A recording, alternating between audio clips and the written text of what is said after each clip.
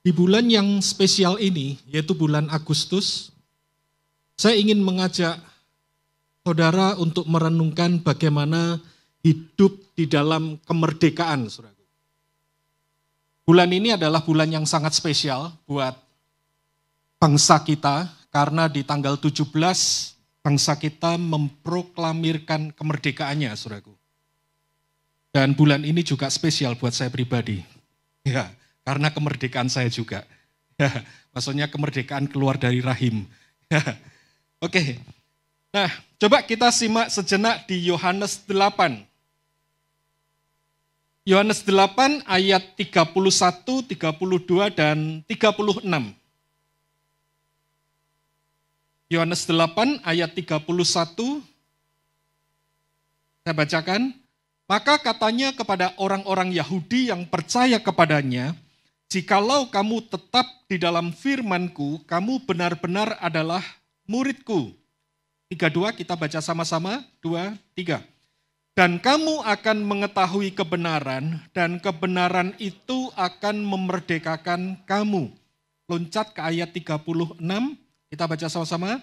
Jadi, apabila anak itu memerdekakan kamu, kamu pun benar-benar merdeka. Dulu saya berpikir bahwa kemerdekaan itu hanya berbicara bagaimana secara fisik kita dibebaskan dari belenggu, hanya sebatas secara fisik bagaimana kita keluar dari penjara. Dan disitulah mungkin kita akan berkata merdeka. Tetapi hal yang menarik adalah Tuhan Yesus menunjukkan bahwa kemerdekaan itu hubungannya erat sekali dengan yang namanya kebenaran, saudaraku. Dulu saya tidak memahami hal ini, sampai suatu kali saya pernah bekerja, di mana ketika bekerja saya bertemu dengan banyak sekali orang asing. Itu sekitar tahun 2010, jadi kurang lebih 12 tahun yang lalu. Di situ banyak sekali orang asing, ada orang dari Inggris, ada yang dari Amerika, dari Prancis, ada yang India, Spanyol, ya betul, India, Spanyol, banyak sekali, saudaraku. Karena itu adalah sebuah proyek di mana mainkonnya dan kontraktor yang lain, bahkan subkon-subkonnya dari berbagai macam negara. Dan kita sebagai orang Indonesia, ketika kita bertemu dengan orang asing, minder enggak? Ya, kita merasa rendah diri enggak? Dan menariknya pada waktu itu, kita sempat mengalami itu. Ya, kita sempat mengalami itu sehingga secara khusus ada rapat internal, di mana di rapat internal itu ditegaskan, jangan pernah memandang bahwa bangsa asing itu pasti lebih pintar dari orang Indonesia. Kenapa? Karena ketika rapat mudah sekali kita orang-orang Indonesia itu dilempar masalah terus, saudaraku. Dan kita gawatnya minder, kita nggak berani menjawab dengan baik. Ya apalagi, ya maaf ini saya bukan bicara tentang satu bangsa tertentu ya, tapi oknum-oknumnya gitu. Tapi mudah sekali kita melihat pada waktu itu khususnya adalah orang-orang India, maaf kalau di sini ada keturunan India, ya tidak ada maksud untuk mendiskreditkan orang India. Nah tetapi pada waktu itu orang India, wah pandai sekali berbicara, saudaraku. Ya sampai kita bilang bahwa aduh orang India ini, maaf lidahnya kayak ular gitu. Ya karena mudah sekali membalikkan fakta dan lain sebagainya. Dan kami ditegaskan bahwa jangan pernah minder, jangan pernah merasa rendah diri. Dari situ saya sempat kaget, saya sempat bingung. Kenapa ya? Katanya kita ini bangsa yang merdeka. Setuju ya? Tahun 45 kita sudah diproklamirkan kita merdeka. Tetapi kenapa kita selalu merasa kalah ketika dibandingkan dengan bangsa asing? Kenapa kita selalu merasa bahwa kita lebih rendah dibandingkan dengan bangsa asing? Apalagi kalau ketemu yang namanya bule, ya kan, nggak peduli itu dari negara mana, pokoknya kelihatan warnanya, kulitnya kurang coklat, kita sebut dia bule gitu ya kan. Atau mungkin ketemu dengan orang Asia, misalkan aja itu Jepang, waduh kita langsung merasa kita kalah gitu. Padahal katanya kita sudah merdeka, saudara. Beda dengan pada waktu tahun 45, ketika diproklamirkan kemerdekaan, apakah kondisinya waktu itu lebih baik daripada sekarang? Sudah pasti kondisinya tidak baik dibandingkan dengan sekarang. Bahkan dikatakan menurut sejarah, sekutu tetap berusaha masuk untuk menjajah kembali bangsa ini. Betul ya? Yang tahu sejarah, ya kan? Ya, karena sekarang banyak yang tidak tahu sejarah. Nah, yang tahu sejarah dulu, sekutu tetap berusaha masuk untuk menjajah kembali bangsa kita, saudaraku. Tetapi dengan fasilitas yang ada, setiap kali orang ketemu dari sejarah kita tahu, mereka akan tetap berteriak apa? Merdeka. Mereka akan berteriak merdeka, merdeka, merdeka. Meskipun kondisinya nggak baik, saudaraku. Kenapa seperti itu? Karena isu kemerdekaan itu lebih banyak isu pola pikir. Ketika kita berada di bawah pola pikir bahwa kita adalah bangsa yang terjajah, maka kita akan merasa rendah diri, kita akan merasa minder, kita akan merasa kalah, kita akan menganggap bahwa bangsa asing itu lebih superior daripada bangsa Indonesia. Tetapi ketika bangsa kita mulai mengalami perubahan pola pikir bahwa kita adalah bangsa yang merdeka, maka nggak peduli siapapun yang masuk ingin menjajah, maka harus dilawan. Kenapa? Karena yang namanya orang merdeka punya hak untuk menentukan masa depannya sendiri.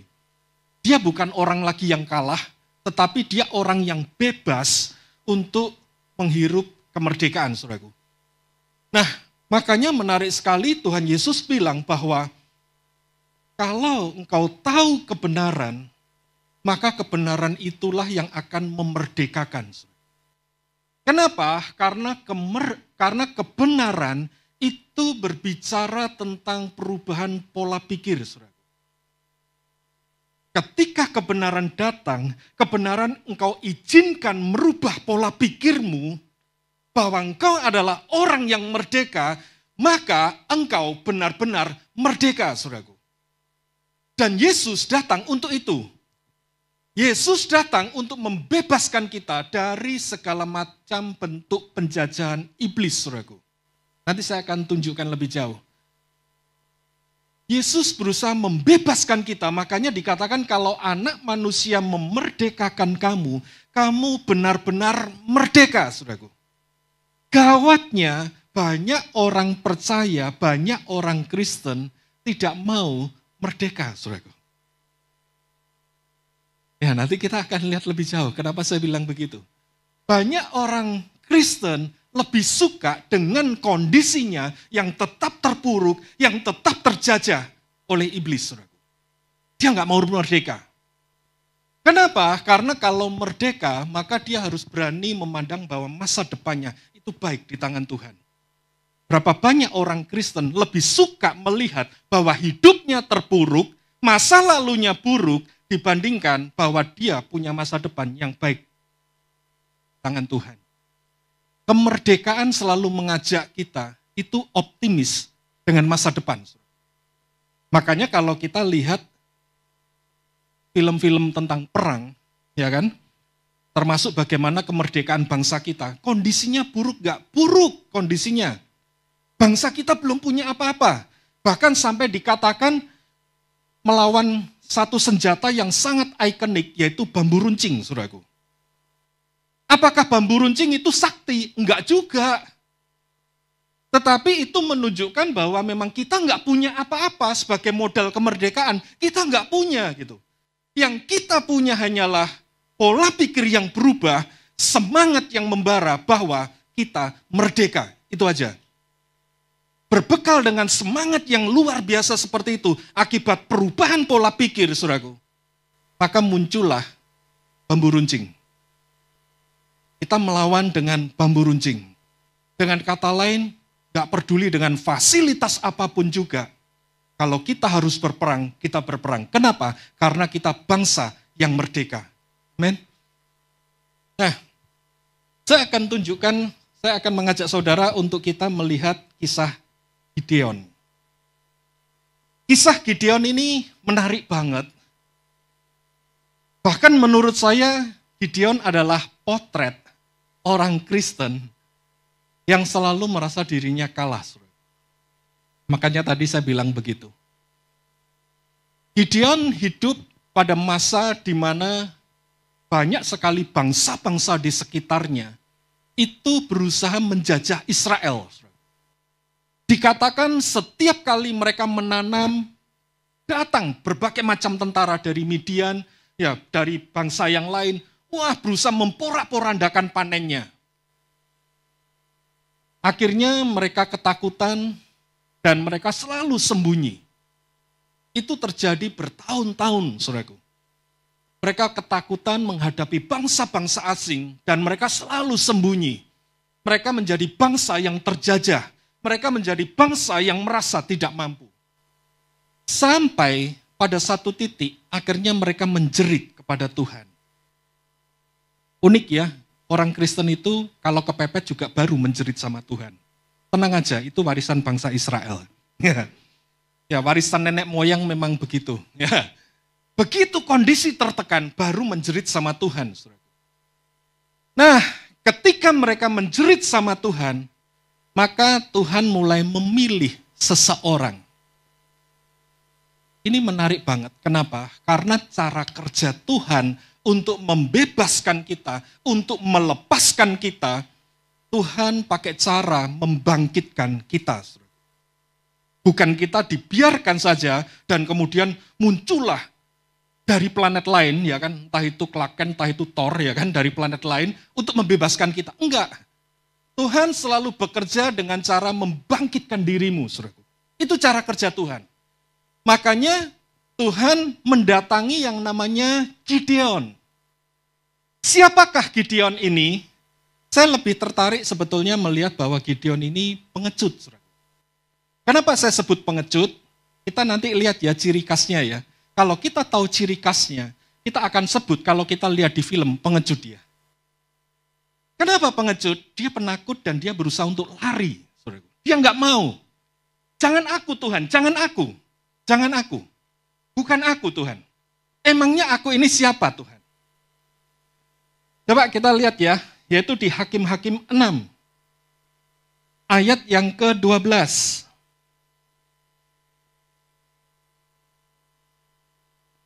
Hakim-Hakim 6, ayat yang ke-12, di situ dikatakan demikian. Malaikat Tuhan menampakkan diri kepadanya dan berfirman kepadanya demikian. Perhatikan cara kerja Tuhan adalah dia berikan firman-Nya, dia berikan kebenarannya, saudaraku. Kebenarannya yang harus merubah kita. Dan Tuhan bilang demikian, Tuhan menyertai engkau, ya pahlawan yang gagah berani. Apakah Gideon pahlawan yang gagah berani? Nanti kita lihat, saudara. Hal yang menarik adalah begini. Kemerdekaan itu adalah akibat kebenaran yang memerdekakan. Kebenaran itu memerdekakan pola pikir kita. Ketika pola pikir kita dimerdekakan, maka efeknya kita akan mengenakan identitas yang baru. Apa maksudnya identitas yang baru? Sebelumnya kita selalu merasa diri kita, identitas kita, aku ini buruk, aku ini jelek, aku ini nggak bisa apa-apa. Tetapi cara kerja Tuhan, Tuhan itu selalu membangkitkan identitas. Karena tanpa identitas yang bangkit, kita juga tidak akan pernah bangkit. Seperti tadi ya, kemerdekaan bangsa ini, ketika pola pikirnya dirubah, maka bangsa ini melihat bahwa identitasnya kita adalah bangsa yang merdeka. Sehingga kita tidak mau dijajah dan kita tidak boleh dijajah lagi. Kenapa? Karena identitas kita adalah bangsa Indonesia yang merdeka. Nah, benar, saya agak tergoda untuk ngomong yang lain, yang nggak perlu sih. Ya, jadi saya berusaha menghilangkan kalimat itu. Ya, saya tergoda untuk berkata, makanya bulan Agustus itu keren, ya kan? Bersyukurlah yang lahir di bulan Agustus. Ya. Menyemangati diri sendiri gitu. Oke, Itu kalimat yang nggak perlu sebetulnya. Cuman saya tergoda untuk, makanya blank sedikit ya. Oke, nah Tuhan kasih yang namanya identitas. Identitas itu akan menghasilkan sebuah tujuan. Makanya kalau orang tahu identitasnya dengan jelas, dia tahu tujuannya kemana. Kalau dia merasa bahwa identitasku adalah orang yang kalah, orang yang terpuruk, jangan heran kalau dia juga tidak punya tujuan, dia tidak akan pernah kemana-mana, saudaraku. Dan Tuhan mendatangi Gideon, yang dirubah oleh Tuhan pertama kali adalah, engkau adalah pahlawan yang gagah berani. Identitasnya Gideon ditunjukkan oleh Tuhan. Makanya kalau kita tidak mengalami perubahan di dalam pola pikir, kita tidak mengalami perubahan di dalam identitas, baca Alkitab itu sulit, wajar, saudaraku. Kenapa? Karena Alkitab itu selalu mengajak kita melihat dengan identitas yang baru. Kamu adalah anak Allah, kamu adalah garam dunia, kamu adalah terang dunia, kamu adalah sahabatku, kata Tuhan. Tuhan selalu bekerja dengan memberikan identitas yang baru kepada kita. Sehingga kalau kita tidak mengalami shifting, kita tidak beranjak kepada identitas kita yang baru, dengan pola pikir yang baru, baca Alkitab itu sulitnya minta ampun, wajar. Kenapa? Karena kamu baca Alkitab dengan identitas yang keliru. Sehingga kamu merasa bahwa Alkitab terlalu banyak tuntutan. Kenapa terlalu banyak tuntutan? Karena memang Alkitab itu untuk orang yang merdeka, untuk orang yang menang. Bukan untuk orang yang kalah. Kalau untuk orang yang kalah, jangankan kuliah S1. Ya kan? SMA aja kau merasa kalah. Berani punya mimpi enggak untuk S1? S1 engkau merasa kalah. Berani punya mimpi enggak untuk S2?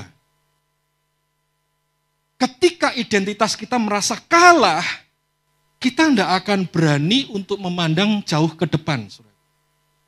Kita enggak akan berani meraih sesuatu yang lebih tinggi. Kita enggak akan berani. Untuk meraih sesuatu yang lebih tinggi, dibutuhkan identitas yang baru.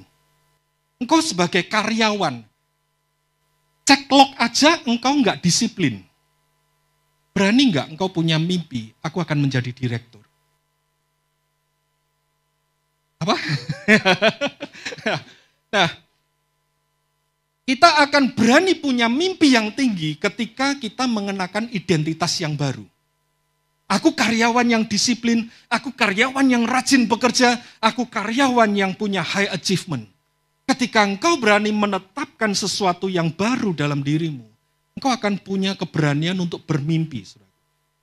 Makanya kalau kita membaca Alkitab tidak dengan identitas yang baru seperti yang Tuhan mau, Tuhan bilang bahwa di dalam Kristus yang lama sudah berlalu, yang baru sudah datang, namanya baru, saudaraku, itu beda total dengan yang lama. Jadi dia bukan sebuah peningkatan version, bukan. Tetapi kalau yang baru itu berarti yang lama itu betul-betul beda banget dengan yang lama. Beda. Contohnya begini, teman-teman masih ingat pakai, mungkin ada yang belum lahir ya, pakai handphone jadul yang hanya 1, 2, 3, 4, ya keypadnya hanya 1, 2, 3, 4 dan 0. Kemampuannya hanya untuk telepon dan SMS. Diubah menjadi era sekarang. Ada yang mau kembali kepada handphone itu? Bahkan mungkin sudah lupa dengan fiturnya. Kenapa? Karena fiturnya hanya bisa apa? Telepon dan SMS. Siapa yang di sini sama masih pakai SMS? Bahkan mungkin nggak tahu kan? Apa itu SMS? Nah, dari baru dibandingkan dengan yang lama, saudaraku, kita tidak akan pernah memikirkan yang lama, kita tidak akan pernah menggunakan yang lama. Kita akan fokus bagaimana kita menggunakan yang baru, bagaimana kita menghidupi yang baru, saudaraku. Nah, kalau firman Tuhan mengatakan bahwa yang lama berlalu dan yang baru sudah datang, gawatnya kita lebih suka hidup dengan cara yang lama. Ya makanya jangan heran kalau Alkitab itu sulit dipahami, saudaraku. Karena untuk memahami Alkitab dibutuhkan identitas yang baru. Kamu adalah garam dunia, kamu adalah terang dunia. Yang namanya garam dunia itu sebetulnya wajar, saudaraku. Kenapa? Karena pilihannya cuma dua kan, garam atau jadi apa? Sampah. Pilihannya cuma dua itu. Garam itu bisa dinikmati, sampah itu dibuang dan diinjak orang. Firman Tuhan bilang begitu kan? Jadi pilihannya itu cuma dua. Kalau kita baca di Matius 5, kamu adalah garam dunia. Ya kan? Kalau dia sudah tidak asin lagi, buat apa selain dibuang dan diinjak orang? Itu artinya apa? Sampah. Dengan kata lain, kehadiran kita tidak bisa dirasakan manfaatnya oleh sekitar kita.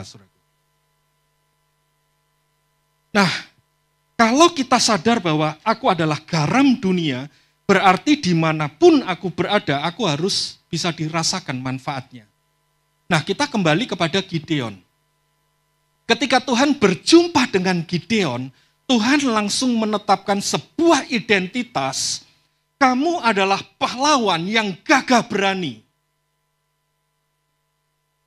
Apa jawaban Gideon? Jawaban Gideon di Hakim-Hakim 6 ayat 13. Nah ini adalah jawaban yang sangat kita sukai, saudaraku. Jawab Gideon kepadanya, Tuanku, jika Tuhan menyertai kami, mengapa semuanya ini menimpa kami? Katanya Tuhan memberkati, kenapa kok aku tetap terpuruk? Di manakah segala perbuatan-perbuatannya yang ajaib yang diceritakan oleh nenek moyang kami kepada kami ketika kami berkata, bukankah Tuhan telah menuntun kita keluar dari Mesir, tetapi sekarang Tuhan membuang kami dan menyerahkan kami ke dalam cengkeraman orang Midian. Dengan kata lain gini loh, udahlah Tuhan, jangan ganggu aku Tuhan. Katanya Tuhan, kamu itu hebat. Katanya Tuhan, kamu itu memberkati. Katanya Tuhan, kamu itu luar biasa. Tapi ketika Tuhan ingin mengenakan identitas baru kepada kita, kita berkata, Tuhan udahlah jangan ganggu aku. Biarkan aku tetap di dalam keadaanku seperti ini. Kalau aku terpuruk, ya aku terpuruk. Aku hanya ingin meratapi nasibku. Aku hanya ingin memuaskan diriku untuk nangis, dan tidak ngapa-ngapain. Udahlah Tuhan, biarkan aku. Tuhan selalu bergerak di dalam diri kita untuk membangkitkan identitas kita. Saudaraku. Engkau adalah pahlawan yang gagah berani. Iya Tuhan, katanya kamu hebat Tuhan, tapi mana Tuhan? Jadi harapan kita itu nggak beda jauh dengan Gideon. Harapan kita itu kan begini kan, kalau aku itu malas bekerja, udahlah Tuhan, biarkan aku tetap malas bekerja. Kalau katanya kamu memberkati Tuhan, biarkan berkat itu datang dengan sendirinya. Kan kamu maha kuasa Tuhan. Udahlah Tuhan, kalau aku memang nggak mampu, ya udahlah Tuhan, biarkan aku tetap tidak mampu. Yang penting Tuhan, kamu lakukan sesuatu deh buat aku. Itu yang dimaksud Gideon. Saudara. Dan kemudian firman Tuhan datang lagi begini. Ayat 14, Hakim-Hakim 6 ya. Jangan ditutup ya, dibuka aja. Karena saya memang sengaja nggak bikin slide. Ayat 14 dikatakan, lalu berpalinglah Tuhan kepadanya dan berfirman, pergilah dengan kekuatanmu ini dan selamatkanlah orang Israel dari cengkeraman orang Midian. Bukankah aku mengutus engkau? Makanya identitas yang baru selalu diiringi dengan sebuah tujuan yang baru. Aku mengutus kamu dan kamu mampu dan kamu bisa. Kamu punya kekuatan untuk itu. Tetapi kembali apa jawaban Gideon yang penuh konon katanya dengan penuh kerendahan hati, ya kan? Ayat 15, Hakim-Hakim 6:15, tetapi jawabnya kepadanya, Tuhanku, dengan apakah akan kuselamatkan orang Israel? Aku ini enggak punya apa-apa, aku ini enggak punya fasilitas apa-apa. Ketahuilah kaumku adalah yang paling kecil di antara suku Manasye, dan aku pun seorang yang paling muda di antara kaum keluargaku. Dengan kata lain apa? Udahlah Tuhan, aku itu enggak bisa apa-apa. Aku itu yang paling kecil Tuhan. Sukuku itu suku paling kecil, suku Manasye. Dan di suku Manasye, kaum keluargaku itu keluarga yang paling kecil Tuhan. Dan di antara keluargaku, aku itu loh tetap yang paling kecil Tuhan. Aku nggak bisa apa-apa, aku nggak punya apa-apa, aku nggak punya fasilitas apa-apa Tuhan. Kira-kira boleh nggak kita sebut ini pengecut? Ayo, kalau engkau menghadapi temanmu gitu gimana? Udahlah, jangan aku nggak bisa apa-apa. Aku ini paling kecil, aku nggak bisa apa-apa, aku ini paling bodoh, aku nggak punya apa-apa, udahlah hidupku itu paling terpuruk pokoknya. Udahlah, nasibku itu paling sial pokoknya. Udahlah, biarin aku tetap begini. Kira-kira capek nggak ketemu orang kayak begitu? Nah, itulah Gideon. Saya nggak mau nyalain siapa ya. Ya, itulah Gideon, saudaraku. Gideon itu kayak gitu. Gideon itu merasa dia nggak bisa apa-apa, dia nggak punya fasilitas apa-apa, dia paling kecil. I am nothing, Tuhan. Ini bukan rendah hati ya, bukan. Ini rendah diri, saudaraku. Ini rendah diri, ini minder, ini terpuruk, saudaraku. Sekali lagi Tuhan ingin bangkitkan identitasnya dia. Aku pandang kamu itu pahlawan. Jangan pernah berpikir, aduh Tuhan, aku enggak bisa apa-apa. Aku itu miskin, enggak punya fasilitas. Ke gereja aja aku jalan kaki. Loh, kan heroik di mata Tuhan, saudaraku. Kalau engkau ke gereja aja jalan kaki. Loh iya kan? Kayak kalau misalkan engkau diapelin, ya kan? Wah, pacarmu ngapelin kamu itu, wah rela, ya kan? Rela sampai berkorban, misalkan begitu. Loh itu kan keren kan? Ya. Ya. Nah, demikian juga, meskipun mungkin ada orang yang jalan kaki ke gereja, loh yang penting di mata Tuhan itu keren, saudaraku. Karena cintamu ke aku, engkau belain loh ke gereja jalan kaki. Gideon merasa, Tuhan aku nggak punya apa-apa Tuhan. Aku nggak bisa apa-apa. Masa mungkin sih Tuhan itu mau pakai aku itu nggak bisa apa-apa loh, aku itu paling kecil. Ayat 16, untung ya Tuhan itu nggak pernah menyerah kepada kita, saudara. Ya, Tuhan nggak mau peduli apapun alasanmu. Kenapa? Karena kalau engkau sudah berjumpa dengan Tuhan, engkau berjumpa dengan kebenaran, kebenaran itu harus merubah pola pikirmu, kebenaran itu harus merubah identitasmu. Di ayat 16 dikatakan, berfirmanlah Tuhan kepadanya, tetapi akulah yang menyertai engkau. Kurang apa lagi nih, identitasnya dirubah, ya kan? Diberi kekuatan, bahkan akulah yang menyertai engkau. Sebab itu engkau akan memukul kalah orang Midian sampai habis. Dari sini mulailah mungkin Gideon mulai mengizinkan kebenaran itu merubah pola pikirnya dia. Makanya di ayat 17 ada jawaban yang berbeda dari Gideon. Apa jawaban yang berbeda itu? Jika sekiranya aku mendapat kasih karunia di matamu. Selama pola pikir kita enggak berubah karena kebenaran, saudaraku, kita akan sulit memandang bahwa Tuhan itu penuh kasih karunia atas kehidupanmu. Salah satu poin kunci yang menunjukkan bahwa pola pikir kita diterobos oleh kebenaran, kita mengizinkan kebenaran itu mengubah pola pikir kita, saudaraku. Kita akan mengakui bahwa kasih karunia Tuhan itu ada pada diri kita. Meskipun kondisimu masih dijajah, saudaraku. Kayak Gideon ini belum lepas loh dari Midian. Gara-gara Gideon ngomong begini, apakah dia langsung celing lepas? Enggak. Enggak lepas, saudaraku. Keadaannya enggak ada yang berubah. Keadaannya masih tetap sama. Apakah langsung celing Gideon langsung menjadi orang yang sangat kekar dan punya senjata yang hebat? Enggak, saudaraku. Dia adalah tetap orang yang kecil dan sembunyi, saudaraku. Tetapi perubahan dimulai ketika dia mau merubah pola pikirnya. Dia mau memandang bahwa Tuhan memberikan kasih karunia sama dia. Maka dikatakan, jika sekiranya aku mendapat kasih karunia di matamu, maka berikanlah kepadaku tanda bahwa engkau sendiri yang berfirman kepadaku. Nah di sini Gideon mulai melunak. Dia mulai melunak, dia mulai membangun hubungan dengan Tuhan, saudaraku. Dia minta tanda. Setelah dia minta tanda, nanti kita masih bisa melihat lagi ya kisahnya. Nanti saudara bisa baca sendiri, Hakim-Hakim 6 ini menarik banget.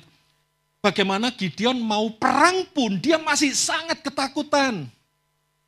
Dia tidak langsung berubah jadi pahlawan super, enggak saudaraku. Makanya saya bilang Gideon ini basically, dia itu pengecut.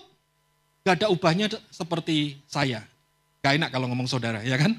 Ya nanti saudara tersinggung gak mau ke gereja lagi. Ya seperti saya, ya kan? Ya gak ada ubahnya saudaraku. Makanya saya bilang bahwa mayoritas orang Kristen itu sebetulnya gak ada ubahnya sama Gideon. Kita lebih pandai berkeluh kesah daripada kita lebih pandai melakukan sesuatu buat Tuhan, saudaraku. Gideon lakukan itu.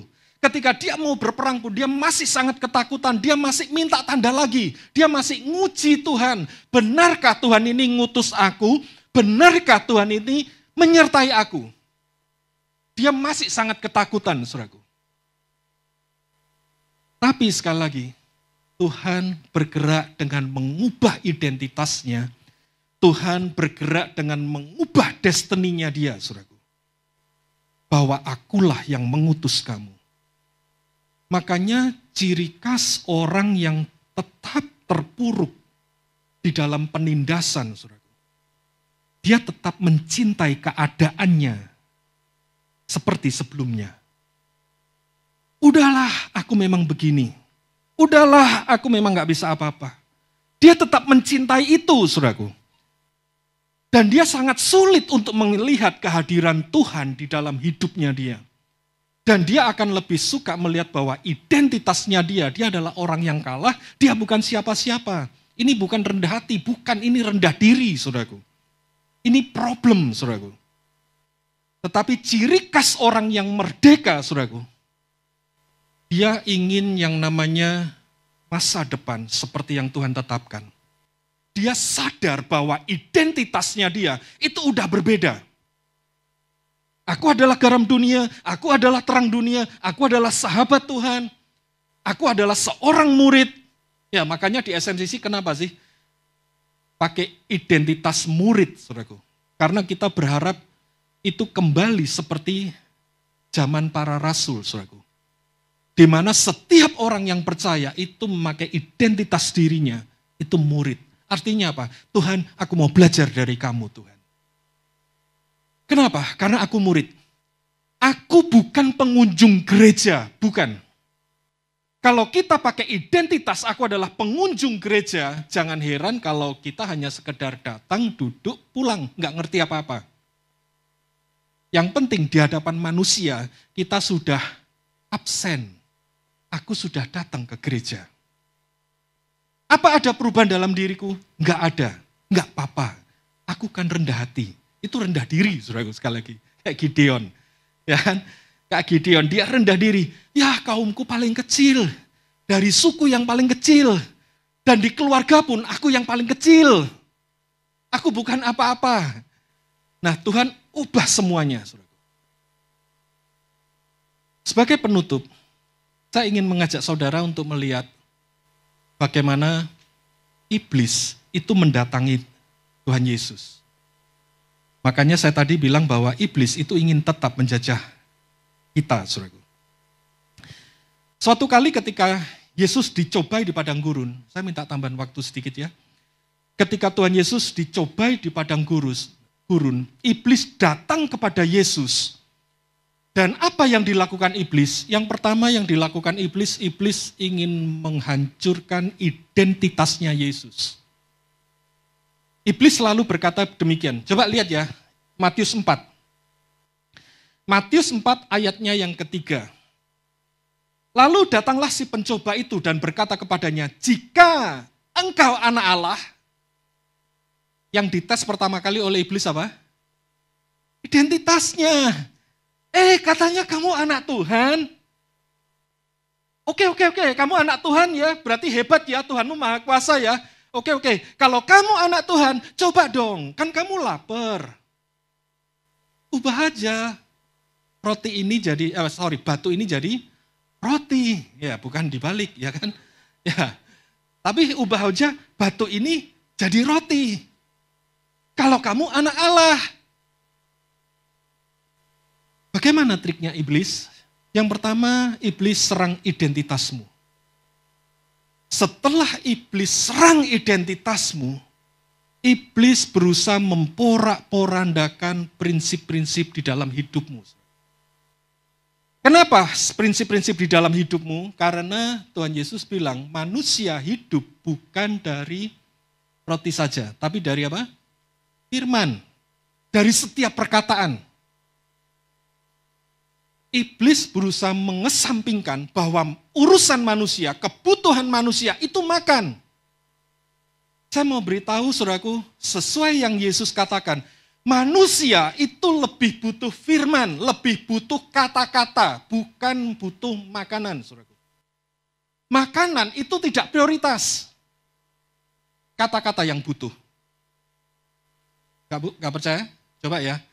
Lebih baik satu hari ini, engkau makan terus, tapi tidak diajak bicara.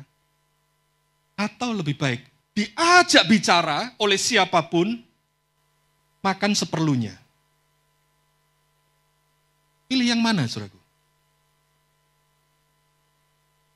Kedua kan? Oke ya.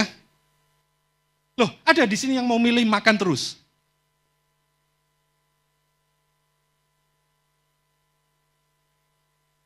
Kalau makan terus, efeknya apa, saudaraku?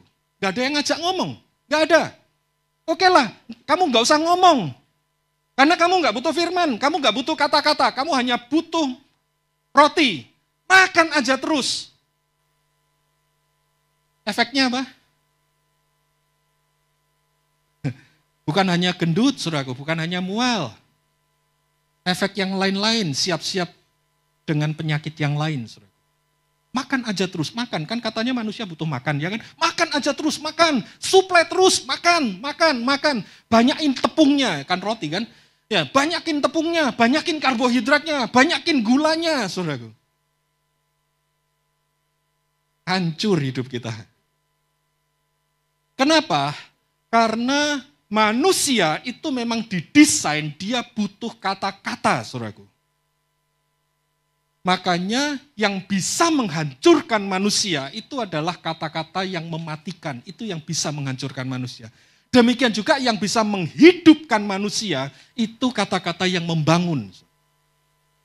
Kalau nggak percaya, coba deh engkau yang pacaran, ya karena di sini masih banyak anak muda, engkau yang pacaran, kasih kata-kata yang busuk sama pacarmu. Engkau menikah atau putus saat itu? Dasar engkau jelek. Gitu aja, wih, udahlah, gak usah make up. Kamu mau main lenong? Kasih kata-kata busuk, yang jadi apa? Besok merit atau putus?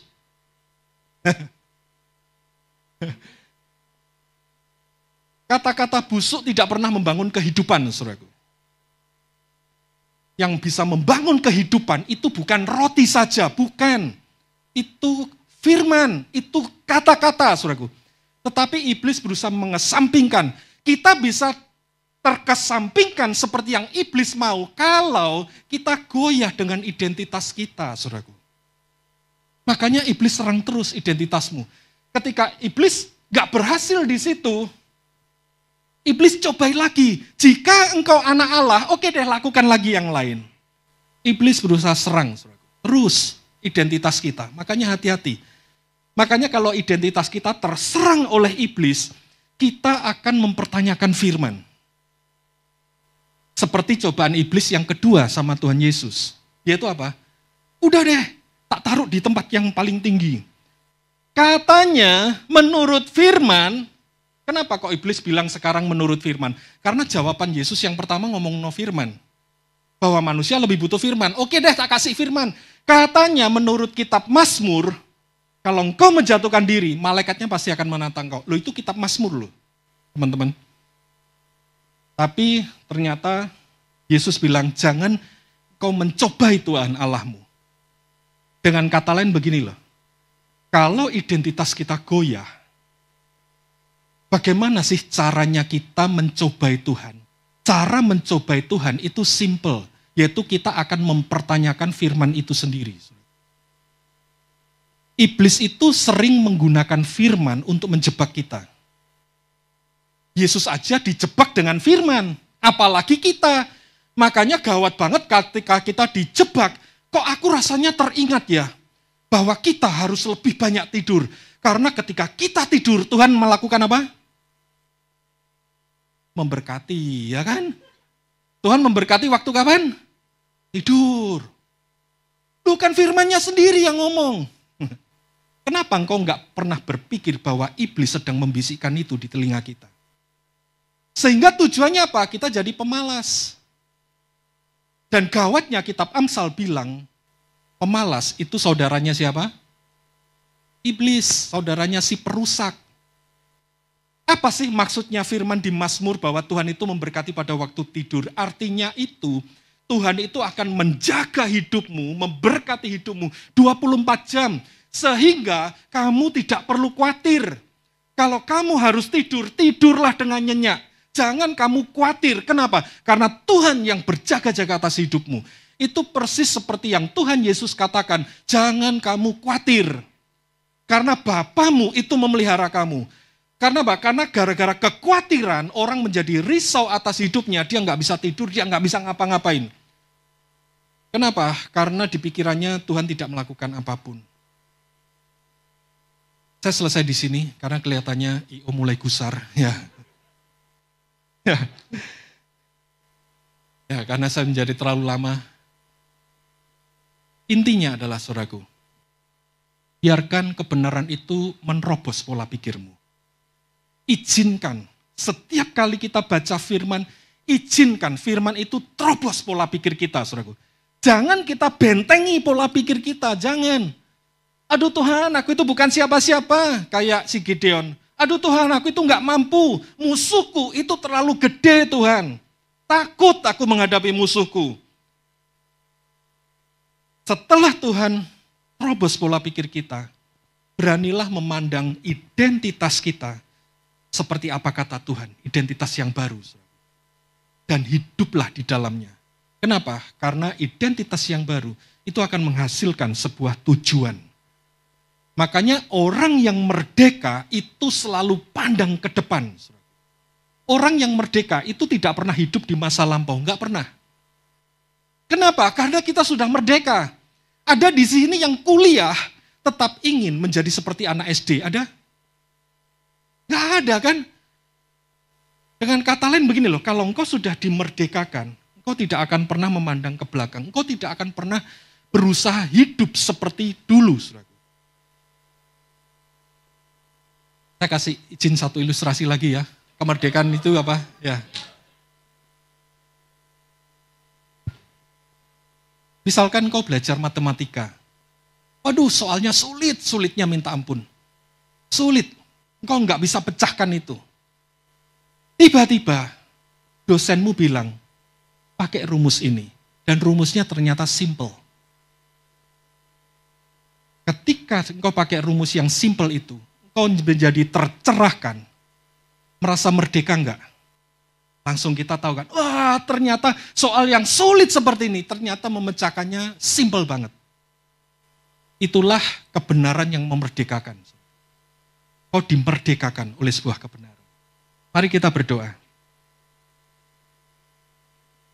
Tuhan, tuntun kami Tuhan, untuk kami selalu hidup di dalam kebenaran-Mu Tuhan.